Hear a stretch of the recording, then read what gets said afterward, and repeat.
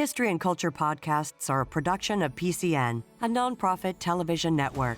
Listeners like you make our programming possible. To learn more about PCN's mission and to support PCN with a donation, visit pcntv.com. This link and others can be found in our show notes. We appreciate your support. Welcome to PCN's History and Culture podcast. I'm Phil Beckman. This podcast series features interviews exploring Pennsylvania's rich history from the colonial era to industrialization, the Gettysburg Campaign to sports history, and from art to politics and more. Today we're speaking with Robert Fanelli, author of Lydia's Tale, The Mystery of Lydia Darragh, Irish Quaker and Patriot Spy. Now, who is Lydia? Lydia Darragh is a woman who lived in Philadelphia in the late 18th century, and she was here during the American Revolution. She was a Quaker by birth. She was from Dublin, Ireland.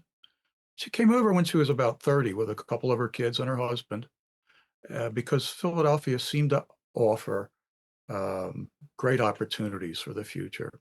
And so she and her husband were living in the city for a number of years before the revolution started. And they had a shop where they sold tobacco and spirituous liquors. It was a dram shop. And she also worked as a midwife and as a nurse. And her husband worked as a school teacher. And what was Philadelphia like during the Revolutionary time? Philadelphia was the largest English-speaking city in North America in the later 19th or 18th century. And it was the center of culture and political activity in the American colonies, the American English colonies. So it was a very active place, probably about 35,000 people living in it. And when the British occupied Philadelphia, how did Lydia react? So in 1777, the British launched a campaign to take Philadelphia, the American capital, and hopefully to defeat Washington's army. They were very successful throughout the year. The American army suffered a number of defeats, and finally, the British were able to march into Philadelphia in September of 1777 and occupy the city. Many of the people fled, but the Quakers, many of them stayed just because they were neutral. They wanted to stay neutral in this conflict. They didn't want to be involved in worldly affairs, and they certainly didn't want to support war on either side. That was part of their peace testimony, that they would stay away from war. So when the British occupied the city, I imagine that the Darragh family were somewhat dismayed to have an army right there, and they set up their headquarters directly across the street from the Darragh's shop, where they sold tobacco and food and a number of other things. And so I'm not quite sure how they reacted, but they certainly had a very strong British presence right there. And the British needed room to manage their army. And so they actually took over a room in the Darragh's house. I'm not sure that they were too happy about that. And we talked about Quakers a few times. What was their real impact in the Revolutionary War? Were they purely against it, standing out? Was there a divide? So the Quakers have a number of important teachings. One of them is a testimony against war.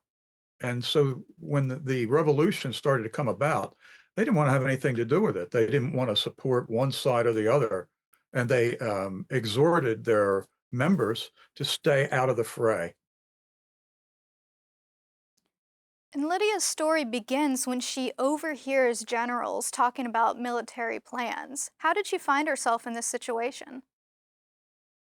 So because she lived directly across the street from the fancy house that became the British headquarters, the British occupied part of her house and they held meetings there. And in late November, early December of 1777, the American army was perched on a set of hills about 15 miles outside the city, and they effectively were besieging the city. They were preventing supplies from coming in, and they were preventing the British Army from marching out. So when the General Howe, who led the British Army, decided that he needed to go out and move them off the hills, either to defeat them or to drive them away. And he hoped to do that by having the army secretly march out at night and surprise the Americans and hopefully destroy the army. So people in the city were aware that something was going on, because you can't just move an army of 10,000 men without preparing for it. And people in the city saw these preparations going on. Lydia Darragh, no doubt, was aware that something was in the wind.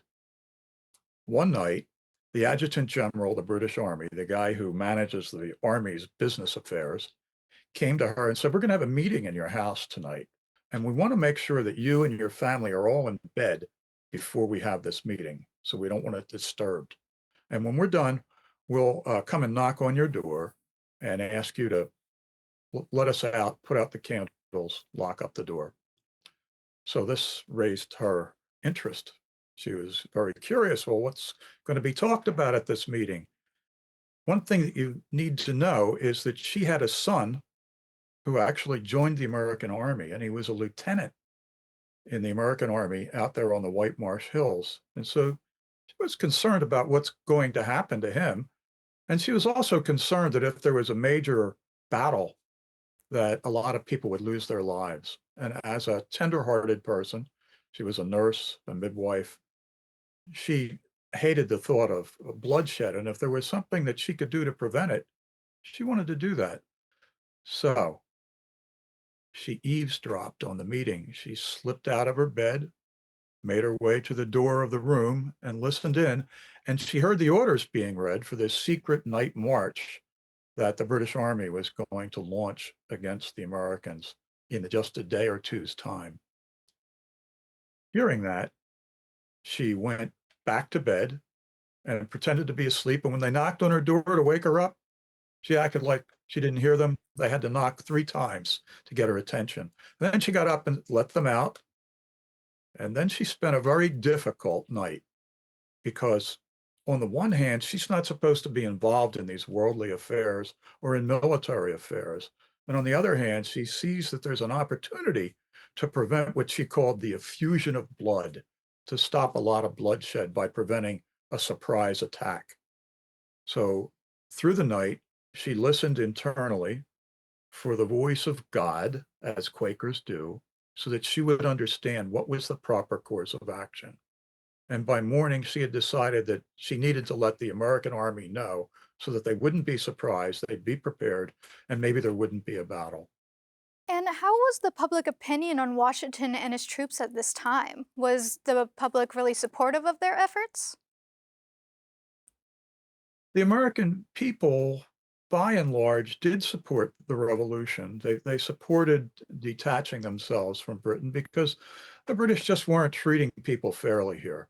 And they were treading on people's liberties. And so many Americans were upset about this, and they felt it was time for them to sever themselves from the British government. They had been used to governing themselves for decades.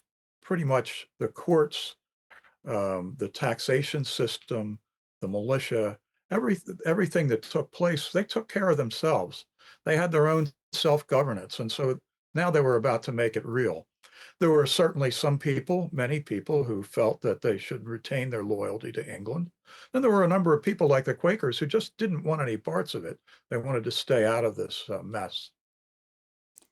And were Patriot spies common during this time? George Washington grew into the role of commander-in-chief of the American Army. But by the time of 1777, he had been at it for 2.5 years, and he realized that espionage was a useful tool. And so he cultivated spies, people who would give him information in the city of Philadelphia, in other places. And there were a few people who were actually had the role of espionage. This was not Lydia Darragh's role. She came across this accidentally.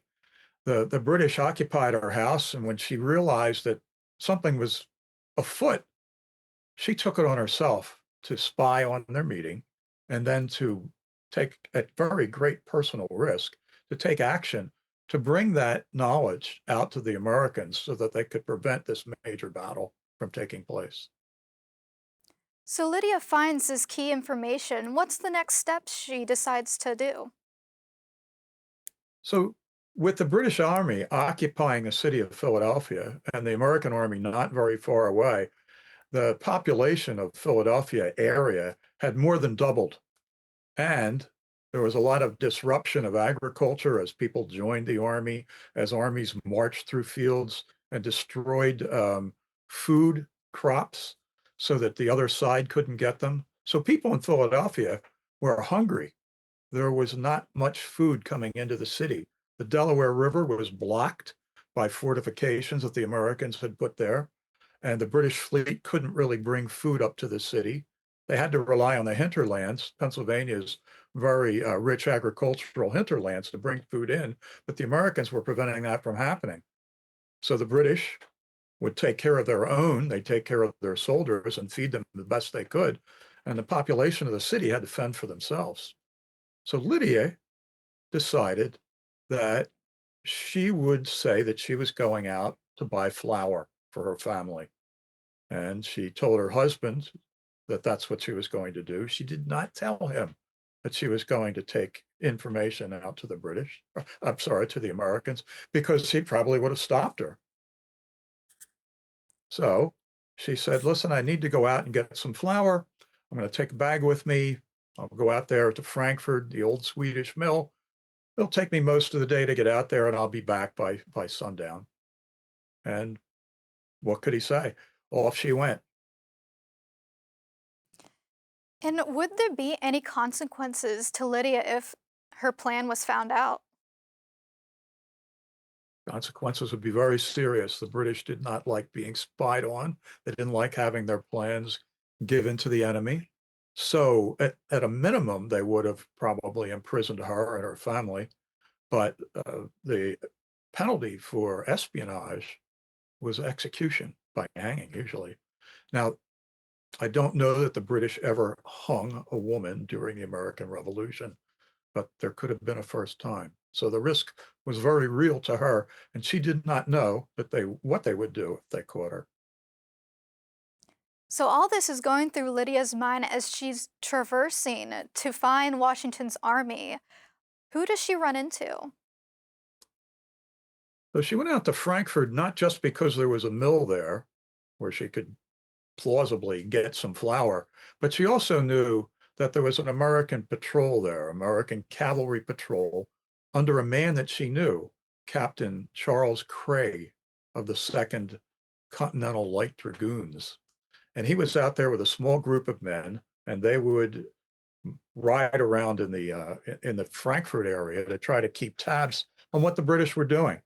So she knew that by going out there, if she left the mill and wandered around a little bit, pretty soon she would probably come across some Americans, and she could communicate with Charles Craig about what she knew. And how did he react to the news? When she saw him, he said to her, Mrs. Darragh, what are you doing out here? This is pretty far from home. And she said, well, could you dismount and walk with me for a moment? So he got off his horse, and the two of them walked aside from his troops, and she conveyed to him her message, the secret that she had learned about who was coming, when they were coming, and how many troops were coming. And he took that very seriously. He thanked her and rode off to headquarters to warn the Americans that the British were on their way. But then she went back to the mill, picked up her bag, 28 pounds of flour, and marched 5 to 6 miles back to her house on a cold, wintry afternoon with this heavy load to try to make it clear to anybody who was watching that she was just on an innocent mission. So Lydia has succeeded in her mission. She comes back home. How is life like when she gets back? She has to act like nothing happened. Exactly. And so she couldn't tell anybody her secret for fear it would get out. She didn't even tell her husband. Her husband was known to be a bit of a talkative man. So she was very carefully concealed this from him, from her family, from her neighbors, from everybody. And about 4 days later, the British Army marched back into town. The headquarters staff marched right back to the house across the street. Possibly they were meeting in her room again. And she just kept her mouth shut. She didn't want to reveal anything. But the British felt that somehow the word had gotten out. Somehow the Americans were aware of their plan and were ready for them. And they wanted to know why. So the adjutant general came to her one evening and said, "Mrs. Darragh, I'd like to speak with you up in the room where we meet." And she went up there with him and he asked her some questions. He wanted to know, was anybody in your family awake while we were having this meeting? And she said, "Well, no, I put everybody to bed by 8 o'clock." And he said, "Well, I know you were asleep because we had to knock 3 times to wake you up." And she didn't say anything. And he said, "Well, I just don't see how the Americans could have gotten word of what we were doing unless the walls had ears." And she just let him draw his own conclusions and didn't say anything. And he walked out, left her. And they never did find out what she did. They were in the city for 10 months, and it probably wasn't until they left in June of 1778 that she felt comfortable even telling her husband what had happened. And did Lydia leave a journal or any writings of her story? How did this event become publicized? We have two signatures by Lydia Darragh, 4 words, Lydia Darragh twice. That's it. She left no written record of any kind. Even though the Quakers were great at writing diaries and journals, she never did. If she did, anything that she wrote was lost. But she told her story to her family and to her friends. She told them what had happened that night, what had happened the next day, and what the outcome was. And she was a very intelligent and educated woman and a bit of a raconteur. She liked to talk to people. And she crafted a really well knitted story. It makes good sense the way that she told it. She was very artful in the way she told it, and that way people could remember it. It made an impression on people, and so people did remember it. And even after her passing in 1789, people in Philadelphia, especially Quakers, continued to tell this story. Now, in your book, Lydia's Tales, you mentioned that there's two versions of Lydia. Would you like to go in about that? Well, I really am talking about the difference between Lydia, the woman that nobody really knows very much about, and Lydia's tale, Lydia's story, which people did know. So I wanted to write about both things, both about who Lydia Darragh really was, if we could find out, and what happened with her story. How did it grow? How did it change? How did it morph over the years to become a popular piece of American mythology? So I wrote about both things. And how do you properly explain historical events when they were so long ago and there's not pure writing on them? So in understanding who Lydia Darragh was, I had to consult numerous little historical records. There would be a little piece of information here, a little piece of information there, and I sought these things out over a period of about 6 years and knitted them together to get an idea of who she was, who her family was, what her milieu was like, what her neighbors and friends were like, and what it was like for her to live in Philadelphia at that time. Were there any major differences in between one person's retelling of the story versus another? So when the public learned about Lydia's tale, it was 50 years after the event. It wasn't until 1827 that someone actually published her story. a man named Robert Walsh. He got the story from the mother of a friend of his, a woman named Hannah Haynes. And he happened to be at their house and heard them talking about what Lydia Darragh had done during the Revolution. And he thought, well, this is a great story. I've got to get this. And so he asked her to write it down for him, and she did. And he took and published it. Up to that point, nobody except some folks in Philadelphia, were aware that this had taken place. Other people had heard the story from Hannah Haynes as well, John Fanning Watson being one of them, and he wrote about it just 2 years later. And so within a couple of years, there were several publications that just told Lydia's story as it was. A long time passes, people know the story, people talk about it, people teach their children about it. But in the 1890s, another historian whose name was Darragh, Henry Darragh, very much like Darragh, was interested in her story, probably because of the similarity of their names. And he decided to do a little research, and he tracked down her descendants. And he got the story from them, what they told, what they continued to tell. And it was very, very close to the story that Lydia Darragh told, but there were some differences. And it's a little difficult to know whether she went out for flour, as the Hannah Haynes version tells us, or whether she told the people at the gates that she was going out to visit her children, because she had young children who were staying outside the city to stay out of harm's way. And so we don't really know for sure which of those things was true. And when did you first learn about Lydia and her story? Because I grew up and live on the site of the Battle of Edge Hill, which took place on December 7th, 1777. I've always been interested in that. And over the years, I've done a lot of research on it. And one of the things that I heard early on was Lydia's tale, the original version of Lydia's story, that she warned the Americans so that the British Army could not surprise them. And I asked myself, well, interesting story. Is it true? And I started to dig into it, and I just got more and more interested in finding the original roots of the story, which took some doing, and then in trying to verify what she said. Was she said true? Could that really have happened? As it turns out, almost everything that she talked about is verifiable, even though there are not a lot of corroborating records that exist today. But you can easily tell that this is real stuff. Nobody knew about Charles Craig, the man that she gave the information to. He had died just a couple of years afterward, and people did not really know his name.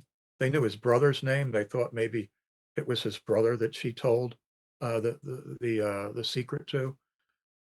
So just the fact that she said it was Captain Craig gave a clue there that she was telling the truth, because nobody else really knew that this guy was out there around Frankfurt at the time. And after all your research, what's your major takeaways from this moment of history? Lydia Darragh was an interesting person. She was, first of all, although she didn't leave any writing about herself, she was well off enough that there were enough records about her that you could learn something about her background. And the fact that she was a Quaker was a big help, because the Quakers kept very careful records, much more careful than almost anybody else at the time, very detailed records. And so there was a lot of little bits of information where we could learn things about her. So I just got more and more interested in what kind of a person she was. She was a nurse, she was a midwife, she was a shopkeeper, she was a very faithful Quaker, and she was a patriot. Gradually, as the revolution started to take place, she and her family came down on the side of the American cause, and they decided that they would support that, even at risk to themselves, and even at risk to their place and standing in the Quaker community. Lydia and her one daughter and one of her sons were all disowned by the Quakers. The son because of his involvement with the army, the daughter because she married out of meeting, and Lydia herself ostensibly because she was not attending the Quaker meetings as she should. But the friends, the Quakers, knew that she was actually attending meetings of a breakaway Quaker group. That breakaway Quaker group, known as the Free Quakers, got together because so many people had been read out of meeting because of their support for the revolution, and they founded their own version of Quakerism. When the main Quaker meeting got wind of this, they basically read her out of meeting. We've been speaking with Robert Fanelli, author of Lydia's Tale, The Mystery of Lydia Darragh, Irish Quaker, Patriot Spy. Thank you for your time. Thank you.